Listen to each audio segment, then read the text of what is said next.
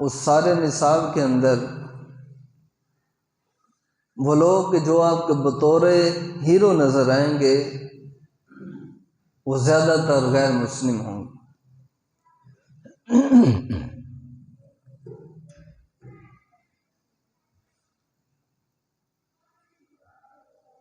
حالانکہ ہمارے پاس ہیروز کی کمی نہیں، اسلام کے اندر بڑے ہیرو گزرے،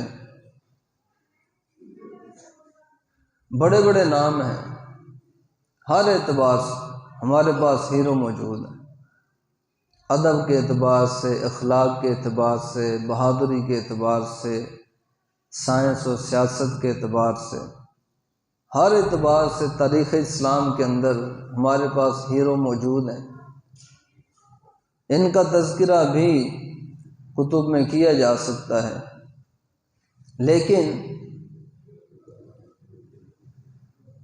غیر مسلم لوگوں کو ہیرو بنا کر ہماری امت کے بچوں کے سامنے پیش کیا جا رہا ہے۔ اس کی وجہ کیا ہے؟ وجہ یہ ہے کہ غیر مسلم ہمیں ایڈ دیتے ہیں، فنڈ دیتے ہیں۔ کئی دفعہ خبریں آتی ہیں جناب فلاں ملک نے اتنا فنڈ دیا ہے، اپنے تعلیمی نظام کو بہتر کرو، ہر بچہ آپ کا تعلیم یافتہ ہونا چاہیے۔ یہ دوسرے ممالک عیسائی یہودی ہمیں فنڈ مہیا کرتے ہیں کہ تمہارا تعلیمی نظام بہتر ہونا چاہیے، لیکن میں عرض کروں کہ غیر مسلم مسلمان کے ساتھ نیکی کبھی بھی اپنے مطلب کے بغیر نہیں کرتا۔ وہ مسلمان سے جو بھی نیکی کرے گا اس کے پیچھے اس کا کوئی نہ کوئی مفاد چھپا ہو۔ اب یہ جو ہمارا تعلیمی نصاب بالکل چینج ہو گیا،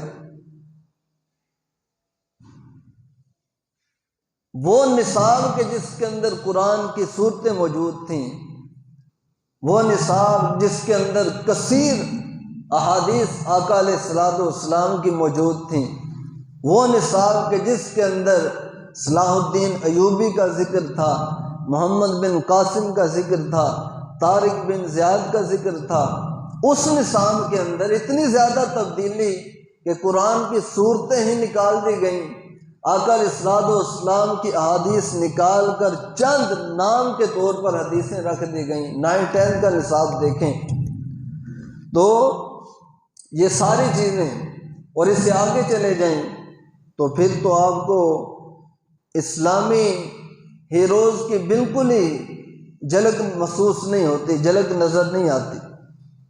جس کتاب کے اندر بھی ذکر ملے گا غیر مسلم کا ملے گا۔ یہ وجہ کیا ہے؟ کیوں اتنی تبدیلی آئی؟ یہ اس فنڈ کے کمال ہے کہ غیر مسلم جو فنڈ دیتا ہے وہ پھر اپنی مرضی کی چیزیں آپ کے نصاب میں رکھواتا ہے۔ بھئی فلاں کہانی ایڈ کرو اپنے نصاب میں، فلاں شخص کا ذکر اپنے نصاب میں کرو، یہ ان کا مفاد ہے، اس لیے نصاب آئے دن چینج ہوا ہوتا ہے، آئے دن تبدیلی ہوتی ہے۔ مسلمانوں کو نکال دیا گیا، غیر مسلموں کے ذکر کو ہمارے نصاب میں رکھ دیا گیا۔ اب اس کے پیچھے سیاست کیا ہے؟ ہر صاحب عقل سمجھ سکتا ہے کہ جب ہمارے بچے اخلاق کے اعتبار سے غیر مسلم کو پڑھیں گے، سیاست کے اعتبار سے غیر مسلم کو پڑھیں گے، سائنس کے اعتبار سے غیر مسلم کو پڑھیں گے، بہادری اور دلیری کے اعتبار سے غیر مسلم کو پڑھیں گے، تو پھر ان کے دلوں کے اندر غیر مسلم کی محبت پیدا ہو، اپنے ہیروز کو بلا دیں گے، اپنے اخلاق کیا ہیں بلا دیں گے، ہمارے دین کی تعلیمات کیا ہیں بلا دیں گے، پھر تو آپ ان کو اس کو محبت کی کہانیاں ہی یاد رہیں۔ ہمارے نصاب کے اندر معاذ اللہ اس کو محبت کی کہانیاں درج کی گئی، یہ ہمارے بچوں کو پڑھایا جا رہا ہے، یہ سکھایا جا رہا ہے۔ تو غیر مسلم جو بھی آپ کی مدد کرتا ہے، فنڈ دیتا ہے، اس کے پیچھے اس کا مفاد ہوتا ہے۔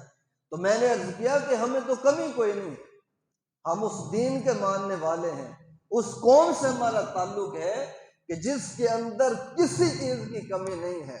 ہمارے پاس ہر طرح کا ہیرو موجود ہے، ہر طرح کا باکمال شخص موجود ہے، علم کے اعتبار سے، اخلاق کے اعتبار سے، سخاوت کے اعتبار سے، بہادری کے اعتبار سے، سائنس کے اعتبار سے، سیاست کے اعتبار سے جتنے ہیرو ہمارے پاس ہیں کسی اور کے پاس ہو ہی نہیں سکتے۔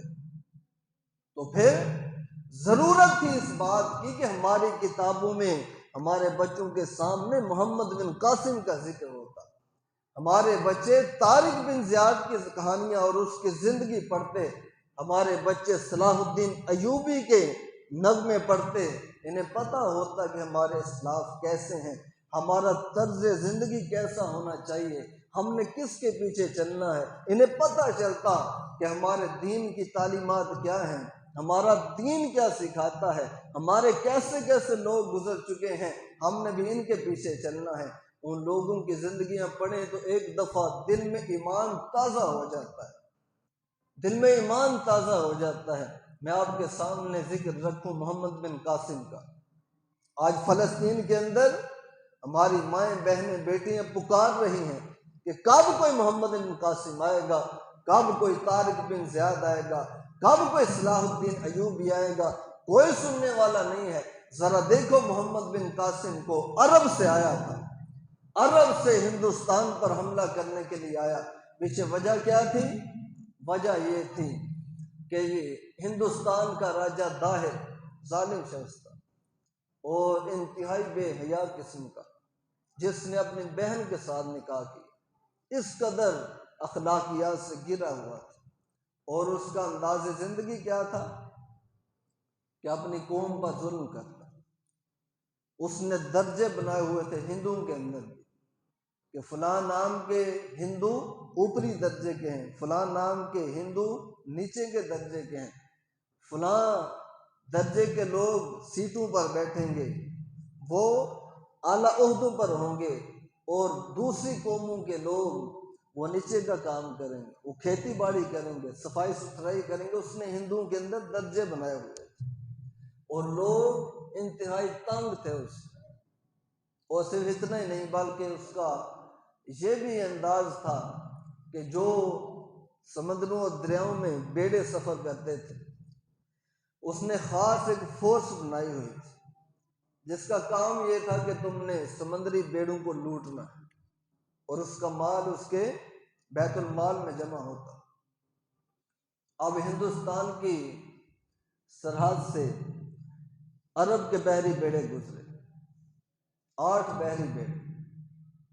اب وہ جو فورس اسپیشل تھی وہ چلے گئے اور عرب کے بیڑوں کو لوٹ لیا، اور جتنے مسافر تھے کچھ کو قتل کر دیا، کچھ کو بندی بنا لیا، قیدی بنا لیا۔ اب ان مسافروں کے اندر مرد بھی تھے، عورتیں بھی تھیں، بچے بھی تھے۔ جب انہیں پکڑ لیا گیا، قیدی بنایا گیا، تو ان میں سے ایک عربی خاتون، ایک نے عرب کی طرف منہ کیا اور پکارا کہ کوئی ہے جو ہماری مدد کرے۔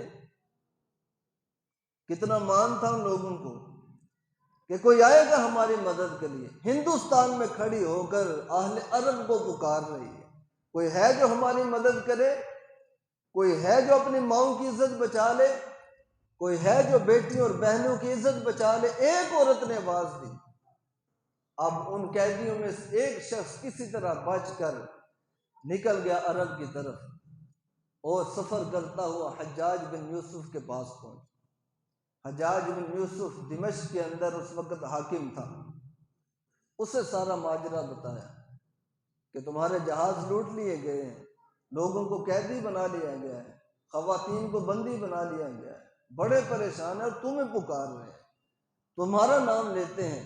اب حجاج بن یوسف کتنا غیر مند تھا، کتنا غیرت مند مسلمان تھا کہ اس نے جب سنا کہ ایک عربی بیٹی مجھے پکار رہی ہے مدد کے لیے، تو وہاں کھڑے ہو کر حجاج بن یوسف نے کہا تھا لبیک لبیک یا بنتی ہے، میری بیٹی حجاج حاضر ہے، میں حاضر ہوں، میں تمہاری مدد کے لیے آؤں گا۔ تو اس وقت حجاج بن یوسف نے قسم کھائی تھی کہ میں بدلہ لے کر رہوں گا۔ حجاج بن یوسف نے پھر لشکر بھیجنے شروع کیے ہندوستان کی طرف۔ پہلا لشکر بھیجا، وہ کامیاب نہ ہو سکا۔ دوسرا لشکر بھیجا، کامیاب نہ ہو سکا۔ تیسرا لشکر حجاج نے محمد بن قاسم کی قیادت میں بھیجا۔ اب محمد بن قاسم جب ہندوستان پہنچا اور اس نے جنگ کی، اللہ نے سندھ پر فتح عطا فرما دی۔ یہ سارا علاقہ محمد بن قاسم نے فتح کیا سندھ کا۔ اب اس کے اندر جو ہمارے لیے درس ہے، ہمارے لیے سبق ہے، کتنا خرچہ کیا عرب سے آئے لڑنے کے لیے، جانیں دیں، جانوں کے نذرانے پیش کیے۔ اے محمد بن قاسم کیوں اتنی تکلیفیں اٹھاتے ہو؟ تو جواب آتا ہے ہماری بیٹیاں مشکل میں۔ حجاج بن یوسف کیوں اتنا خرچہ کرتے ہو؟ تو جواب آتا ہے ہماری بیٹیاں مشکل میں ہیں۔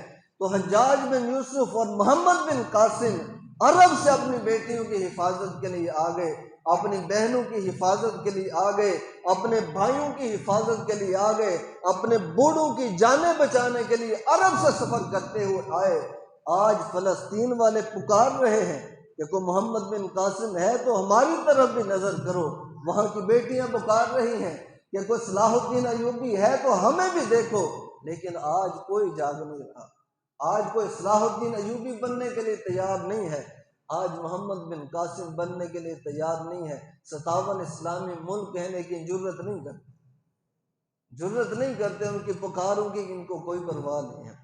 تو ہمارے اسلاف کے اندر تو ایسے لوگ موجود ہیں کہ جن کو بیٹیوں کی اتنی پرواہ تھی، جن کی ماں اور بہنوں کی اتنی پرواہ تھی، جنہوں نے نبی پاک کے فرمان کو سمجھا تھا کہ آقا نے فرمایا ہے مسلمانوں تم ایک جسم ہو، اس فرمان کو سمجھا تھا، اس لیے پھر اپنے بھائیوں کی مدد کے لیے آئے، اپنے بوڑھوں کی مدد کے لیے آئے، اپنے بچوں کی مدد کے لیے آئے۔ تو آج ضرورت ہے ایسے محمد بن قاسم کی۔ ہمارے تو ہسٹری بھری ہوئی ہے، تاریخ بھری ہوئی ہے، بڑے بڑے اعلیٰ پائے کے لوگ گزرے ہیں، بڑے بڑے اونچے اخلاق کے، اور سخاوت میں اور بہادری میں جن کا مقابلہ نہیں ہو سکتا۔ طارق بن زیاد رحمۃ اللہ تعالی علیہ، انہوں نے اسپین فتح کیا، اسپین طارق بن زیاد نے فتح کیا، اور اس کی وجہ کیا تھی کہ وہاں بھی ظلم ہو رہا تھا۔ اسپین عیسائیوں کے قبضے میں تھا، ظلم ہو رہا تھا۔ ان کا بادشاہ تھا راڈر، 80 سال کی عمر میں بادشاہ بنا، لیکن انتہائی ظالم و جابر، اپنی قوم پہ ظلم کرتا اور اپنی بہو بیٹیوں کی عزت معاذ اللہ پامال کیا کرتا۔ اب وہ ان کا جو شاہی خاندان تھا، ان کی بیٹیاں شاہی محل میں پرورش پایا کرتی، ان کے بیٹے شاہی محل میں رہا کرتے، وہیں پر بیٹیاں جوان ہوتی، اور بادشاہ کا جس سے جی چاہتا نکاح کر لیا۔ یہ انداز زندگی تھا۔ اپنے لوگوں کے گھر لوٹے جاتے، ان کا مال لوٹا جاتا، اور اس کی قوم انتہائی تنگ ہے، پریشان ہے۔ اب طارق بن زیاد یہ تو عرب میں تھے، ان کے اسپین کی طرف توجہ ہی نہیں تھی۔ اب طارق بن زیاد چونکہ کمانڈر تھا ایک علاقے کا، تو اس کے پاس اچانک سے ایک بوڑھا شخص ہے۔ جی کیا مسئلہ ہے؟ طارق بن زیاد سے ملنا ہے۔ ملاقات ہوئی، جی بتائیں۔ وہ بوڑھا شخص کون تھا؟ وہ اسپین کے بادشاہ کا وزیر تھا، راڈر کا وزیر تھا۔ جی کس کام سے آئے ہیں؟ جناب میں نے آپ کا بڑا ذکر سنا ہے کہ آپ بڑے رحم دل ہیں، بڑے مہربان حاکم اور کمانڈر ہیں مسلمانوں کے۔ مجھے بڑا مسئلہ ہے، پریشانی ہے۔ کیا پریشانی ہے؟ جناب میری بیٹی محل میں پرورش پاتی تھی، وہیں پر جوان ہوئی، آج 15-16 سال کی میری بیٹی ہے، اور جو ہمارا بادشاہ ہے 80 سال کا ہے، اور وہ بادشاہ میری بیٹی سے شادی کرنا چاہتا، اس نے اغوا کر لیا ہے، لہٰذا میری مدد کریں۔ میں کیسے 80 سالہ بوڑھے کے ساتھ اپنی نوجوان بیٹی کا نکاح کر؟ لہٰذا میری مدد کریں، میری عزت کو بچا لیں، میری عزت خطرے میں ہے۔ اب یہ وزیر ہے اسپین کا، اور منت اور ترلے طارق بن زیاد کے کر رہا ہے۔ طارق بن زیاد فرماتے ہیں کہ پریشان نہ ہو، پریشانی کی ضرورت نہیں ہے، ہم تمہاری مدد کریں، لیکن یہ بتاؤ کہ تم ہم تک کیسے پہنچے؟ کہتا ہے جناب میں رات کو سویا، ایک خواب دیکھا، خواب میں دیکھا کہ ایک نورانی چہرے والا شخص ہے، سفید داڑھی ہے، اس نے مجھ سے کہا ہے کہ پریشان نہ ہو، فلاں جگہ چلا جا، طارق نام کا ایک شخص تجھے ملے گا، اس سے مدد مانگ، وہ تیری مدد کرے گا۔ اس بوڑھے شخص سے نورانی چہرے والے نے مجھے بھیجا ہے۔ اب طارق بن زیاد رحمۃ اللہ تعالی علیہ نے حاکم وقت ولید سے مدد مانگی، اور ولید نے کیا کیا؟ 7,000 کی فوج دی، صرف 7,000 کہ جاؤ اسپین پر حملہ کر۔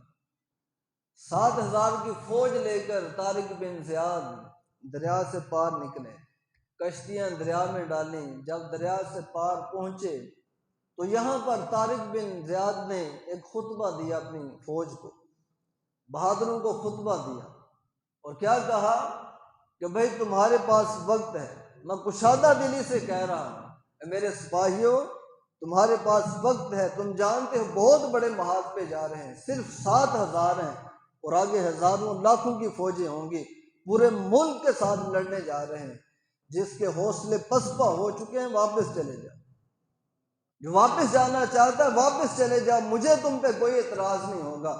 تو یہاں پر اس کے فوجیوں اور جوانوں نے وہ نقشہ پیش کیا جو بدر میں صحابہ نے کیا تھا، جو صحابہ نے بدر میں نقشہ پیش کیا۔ 313 صحابہ ہیں اور 1,000 کا لشکر بمار ساز و سامان فل اسلحے کے ساتھ لیس صحابہ کے سامنے ہے۔ وہاں پر نبی پاک نے فرمایا تھا صحابہ جو جانا چاہتا ہے چلا جائے، مجھے تم پہ کوئی اعتراض نہیں ہے۔ وہاں پر صحابہ نے کن جذبات کا اظہار کیا؟ صحابہ کہتے ہیں یا رسول اللہ واپسی کی بات کرتے ہیں، آج تو ہمارے جذبات یہ ہیں، آج تو ہمارا جذبہ جہاد اس عروج پر ہے کہ آج اگر آپ ہمیں حکم دیں کہ گھوڑے اپنے پہاڑوں سے ٹکرا دو تو آج تو ہم پہاڑوں سے ٹکرانے کے لیے تیار ہیں۔ یا رسول اللہ اگر حکم دیں کہ گھوڑے سمندروں میں اتار دو تو ہم گھوڑے سمندروں میں اتارنے کے لیے تیار ہیں۔ آپ واپسی کی بات کرتے ہیں، وہی نقشہ آج طارق بن زیاد کے فوجیوں نے پیش کیا۔ جناب واپسی کی بات کرتے ہیں، ہم تو اللہ کے دین کے لیے لڑنے آئے ہیں، اللہ کے دین کی سربلندی کے لیے مرنے آئے ہیں، اولادیں چھوڑ آئے ہیں، مال چھوڑ آئے ہیں، اہل و عیال چھوڑ آئے ہیں۔ اب تو صرف ایک ہی تمنا ہے کہ یا فتح حاصل ہو جائے یا اللہ کے نام پر شہادت مل جائے، یا اللہ کے نام پر شہادت مل جائے، یہی تمنا ہے۔ تو طارق بن زیاد فرماتے ہیں چلو پھر جاؤ، جن کشتیوں پر سوار ہو کے آئے ہو وہ کشتیاں جلا دو، کشتیاں جلا دو۔ وہ کشتیاں ان کی آنکھوں کے سامنے بس ہوئیں، راکھ بنی۔ کسی ایک نے بھی نہیں کہا جناب یہ کیا کر رہے ہیں، اگر واپسی جانا پڑا تو پھر کیا کریں گے؟ نہیں، سب کے دل میں یہی تمنا تھی، یا تو آج فتح حاصل ہوگی یا اللہ کے نام پر یہ سر کٹ جائے گا۔ اس تمنا کے ساتھ وہ لوگ نکلے تو طارق بن زیاد رحمۃ اللہ تعالیٰ علیہ نے ان کو ایک خوشخبری سنائی۔ آپ فرماتے ہیں جوانوں میں تمہاری بہادری کی قدر کرتا ہوں، لیکن ایک خوشخبری ہے تمہارے لیے، کیا کہ میں یقین سے کہتا ہوں کہ اللہ فتح دے گا، یقین سے کہتا ہوں۔ پوچھنے لگے جناب اتنے یقین اور وثوق سے کیسے کہتے ہیں؟ تو طارق بن زیاد فرماتے ہیں اتنے یقین سے اس لیے کہتا ہوں کہ رات کو اللہ کے حبیب کی زیارت ہوئی، اللہ کے حبیب زیارت میں نظر آئے ہیں، آقا نے فرمایا ہے طارق بن زیاد پریشان نہیں ہونا، اللہ فتح عطا کرے گا۔ یہ تو حضور کی گارنٹی پہ تمہیں گارنٹی دے رہا ہوں۔ تو جب آقا علیہ الصلوۃ والسلام کسی چیز کی گارنٹی دے دیں تو پھر شکست کیسے ہو سکتی ہے؟ پھر طارق بن زیاد نے حملہ کیا اسپین پر اور اللہ نے فتح عطا فرمائی۔ میں عرض کر رہا تھا کہ ہمارے پاس تو ایسے ہیرو موجود ہیں کہ 7,000 کا لشکر لے کر 90,000 کی فوج کے ساتھ طارق بن زیاد لڑ رہا ہے۔ ہم جیسا کہ ہوتا تو تھر تھرا جاتا، کانپ جاتا، پیچھے ہٹ جاتا۔ اس کی مثالیں ہمارے سامنے ہیں۔ آج ہمارے پاس ایٹم بھی موجود ہے، لیکن اسرائیل دھمکیاں دیتا ہے کہ جو فلسطین کا ساتھ دے گا اس کا حشر بھی فلسطین والا ہوگا۔ ہمارے حکمران ساتھ جھکا چکے ہیں۔ امریکہ دھمکیاں دیتا ہے کہ بھائی جس نے فلسطین کا ساتھ دیا اس کا حال بھی یہی ہوگا۔ ہمارے حکمران ساتھ جھکا چکے ہیں، کوئی ساتھ نہیں اٹھاتا کہ بھی ہم نکلیں گے اپنے بھائیوں کی مدد کے لیے۔ تو آج ان جیسے جذبات کی ضرورت ہے، آج طارق بن زیاد کی ضرورت ہے، آج محمد بن قاسم کی ضرورت ہے۔ عرب کے اندر ایک بڑئی تھا، ایک اور واقعہ سناؤں آپ۔ عرب کے اندر ایک بڑئی تھا، لکڑی کا کام کرنے والا۔ اس نے ایک بڑا عالی شان ممبر بنایا، بڑا خوبصورت، موتی لگائے اس ممبر کو۔ وہ اتنا حسین تھا کہ جو بھی دیکھتا دنگ رہ جاتا۔ اس ممبر کا چرچا ہونے لگا، دور دور تک خبریں پھیل گئیں کہ فلاں بڑئی نے بڑا خوبصورت ممبر بنایا۔ اب دور دور سے لوگ دیکھنے کے لیے آئے، اور ان میں جو مالدار لوگ تھے وہ بڑئی سے کہتے جناب جتنے پیسے مانگتے ہیں ہم دیتے ہیں، ممبر ہمارے ہاتھ فروخت کر دیں، ممبر بیچ دو۔ بھائی کیا کرو گے؟ جناب فلاں مسجد میں سجاؤں گا، فلاں مسجد میں ممبر رکھوں گا۔ لیکن بڑئی ممبر فروخت نہیں کرتا۔ لوگ پوچھتے ہیں کہ فروخت کیوں نہیں کرتے؟ وہ کہتا ہے جناب مسجدیں مجھے ساری عزیز ہیں، ساری مسجدوں سے مجھے پیار ہے، محبت ہے۔ یہ جس بھی مسجد کا زینت بنے گا میرے دل کو سکون اور راحت ملے گی۔ لیکن میرے دل کی ایک تمنا ہے، وہ تمنا کیا ہے کہ یہ ممبر اللہ کے گھر بیت المقدس میں سجنا چاہیے، بیت المقدس مسجد اقصیٰ کے اندر یہ ممبر سجنا چاہیے۔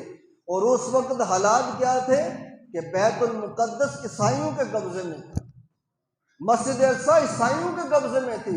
حالات یہ ہیں کہ مسجد اقصیٰ اپنے ہاتھ میں نہیں ہے، لیکن دل کی تمنا یہ ہے کہ یہ ممبر مسجد اقصیٰ میں سجنا چاہیے۔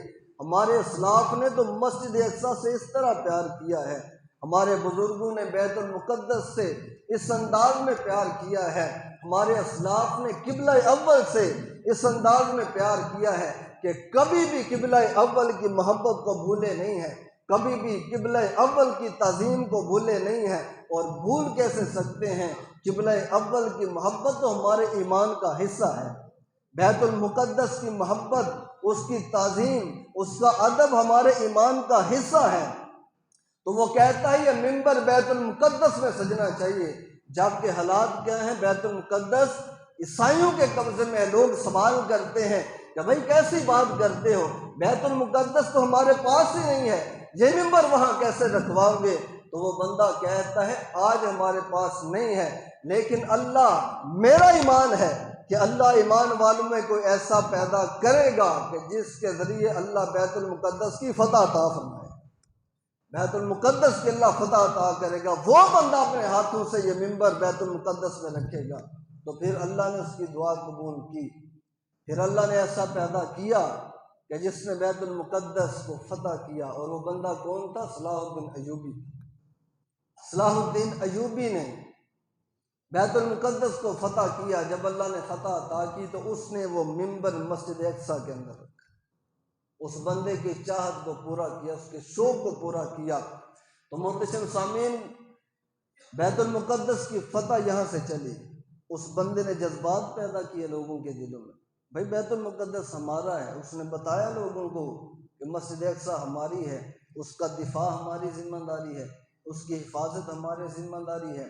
تو پھر صلاح الدین ایوبی نکلا، اور صلاح الدین ایوبی کے سامنے پہلا جو موقع پیش آیا وہ یہی تھا کہ ہر طرف عیسائیوں کی حکومت ہے۔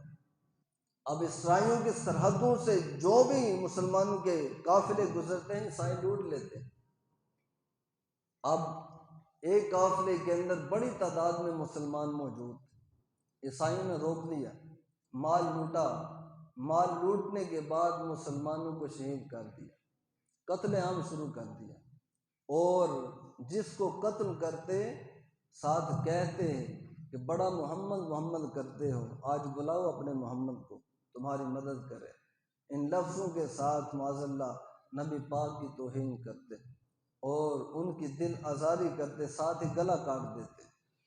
اب یہ بات جب صلاح الدین ایوبی تک پہنچی تو تڑپ اٹھا، کہتا ہے حضور کا نام لے کے حضور کے غلاموں کو قتل کر رہے تھے۔ انہوں نے سمجھا کہ حضور کے غلام ختم ہو گئے ہیں، پسپا ہو گئے ہیں، کوئی نہیں اٹھے گا، کوئی ہمارا مقابلہ نہیں کرے گا۔